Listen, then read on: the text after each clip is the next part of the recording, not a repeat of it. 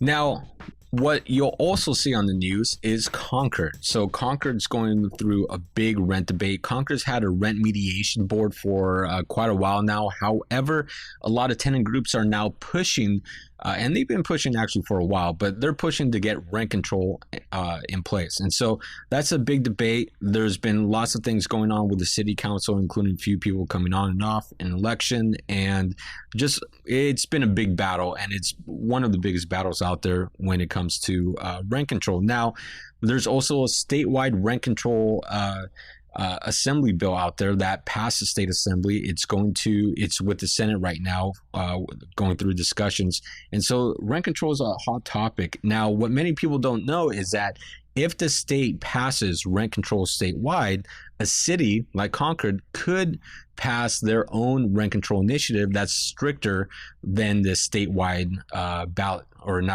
statewide law. So here's a very interesting Concord poll that they did, and this was 2018. 75% of tenants fear eviction, 93% fear rent hikes, 80% have had hikes in the last 2 years.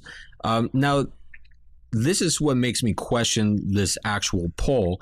They said 50% live with rodents and 40% live with mold, which that just seems extremely high because once you report as a tenant if to you actually the took city, those numbers and you apply them, you would think we're still living in the Middle Ages or like the Dark Ages. The Black Plague, yeah, 50% with rodents. Yeah, I mean, once a tenant reports that to the city, I mean, any city comes down with the violation notice, and then they want to see proof. They want to inspect a unit.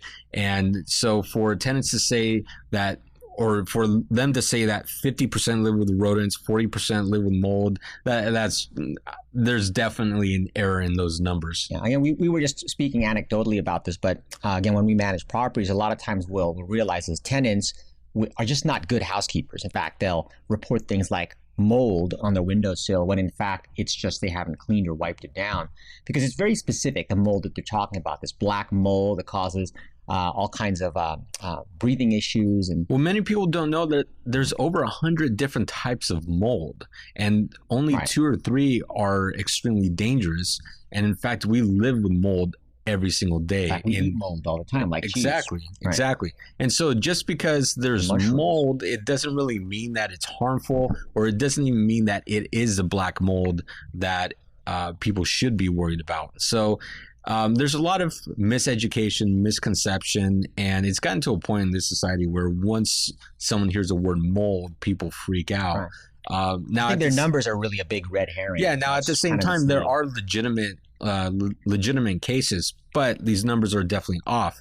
Now, going back to Concord rent control, though, these are the numbers that the tenant groups are using and pushing in order to I guess, argue the case for rent control. But again, going back to the previous episodes where we've talked about rent control, is that there's no proof, no evidence that rent control actually helps. It helps the people currently living inside of the units by restricting future rent increases. It does nothing to affect the future tenant that moves into Concord, because they're going to be paying market rent at that point. In fact, we spoke about this before too. It's got to be a balanced equation, because rent control only seeks to protect one group, whereas it doesn't necessarily address the fact that property taxes go up every year with different bonds or measures. Like, for example, the big mega bill we were just talking about earlier. If that gets passed, there's going to have to be some way to pay for it, and usually it's special assessments that are passed on to property owners. Can all of these things create operations of a building or increase operational cost of building? And if they're not keeping up with the income, then the landlord finds themselves upside down, and actually makes it difficult to correct things like mold or rodents and things of that nature. And again, that's kind of why they're citing it. They're saying, oh, they should have rent control because we live in bad conditions. When again, when we were bringing out, it's a red herring. Not to mention, it's in order to correct those types of issues, we shouldn't cap the income, the increase of rents. And one of the problems with capping rents is you're basically capping the free market.